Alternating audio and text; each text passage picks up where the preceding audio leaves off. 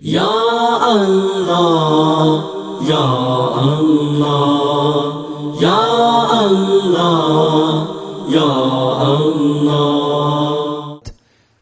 اسلام کا مطلب ہے اپنے آپ کو اللہ کے حوالے کر دینا، جس طرح ابراہیم علیہ السلام نے اپنے آپ کو اللہ کے حوالے کر دیا۔ اذ قال له ربه اسلم قال اسلمت لرب العالمین۔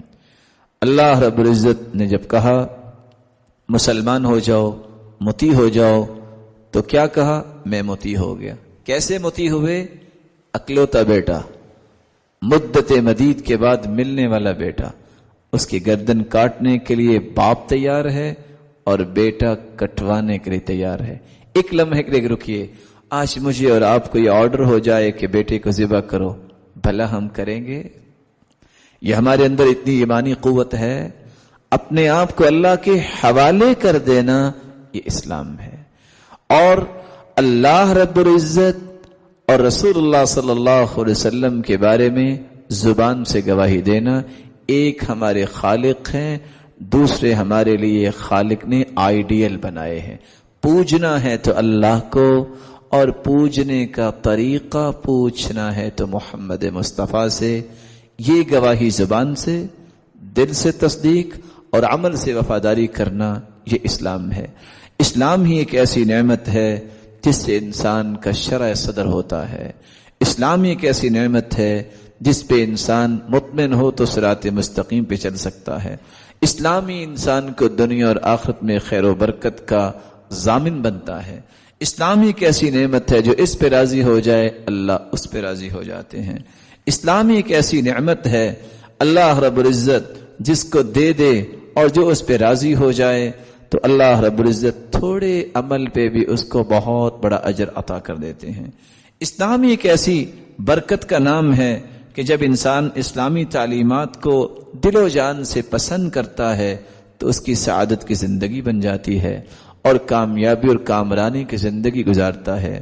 اسلام ہی ایک ایسی نعمت ہے جو انسان کی زندگی میں روشنی پیدا کرتی ہے۔ اسلامی تعلیمات ہی ایسی ہیں کہ اگر انسان اس پہ راضی ہو کہ ایک کلمہ بول دے، رضیت باللہ ربا وبالاسلام دینا وبمحمد النبی، 3 مرتبہ زبان پہ لائے صبح اور شام، قیامت کے دن اللہ اسے جنت میں داخل کریں گے اور راضی کریں گے۔ اسلام ہی انسان کو عظمت دلاتا ہے، اور اسلام کی ہی اللہ نے اتنی خوبصورتیاں رکھی ہیں۔ یہ دین اللہ کی طرف سے نازل شدہ ہے، یہی دین تمام انبیاء کا دین ہے، یہی دین میانہ رو دین ہے۔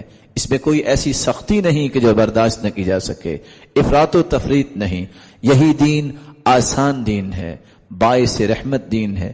نظافت میں آسانی، عبادت میں آسانی، حسن معاشرت میں آسانی، وراثت میں آسانی، یہ سارے پہلو جو آپ نے سنے ہیں۔ کس طرح آج ہم برداشت کر سکتے تھے اگر جسم پہ نجاست لگتی تو جسم کا وہ ٹکڑا کاٹا جاتا تو کیا بنتا؟ آج اگر زمین کو پاک نہ کیا جاتا تو ہم نمازیں کس طرح پڑھتے؟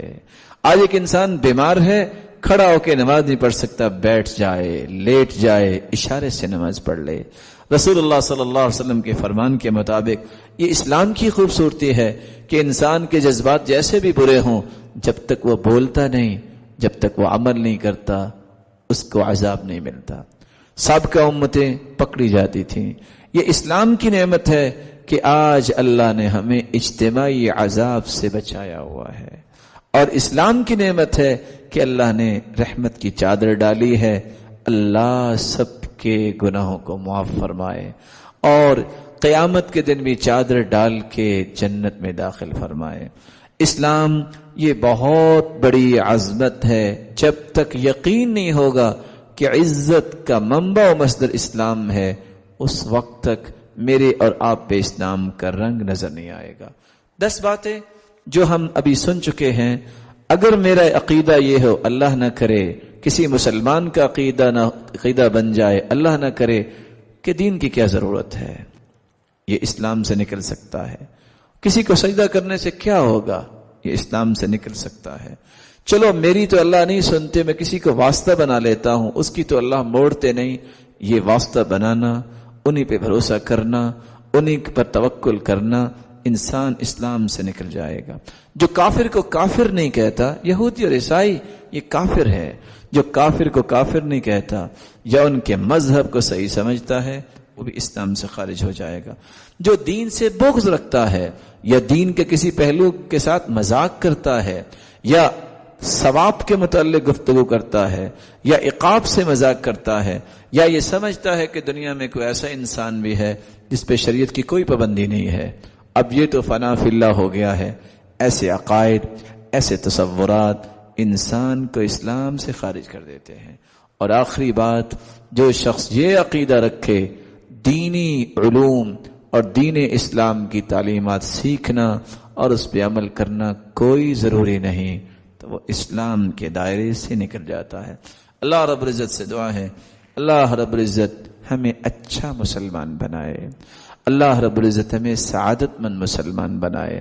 قال اسلمت لرب العالمین کی عملی تفسیر بنائے، اور قیامت کے دن اپنے محبوب کی رفاقت نصیب فرمائے اور اپنے دیدار کا مستحق بنائے۔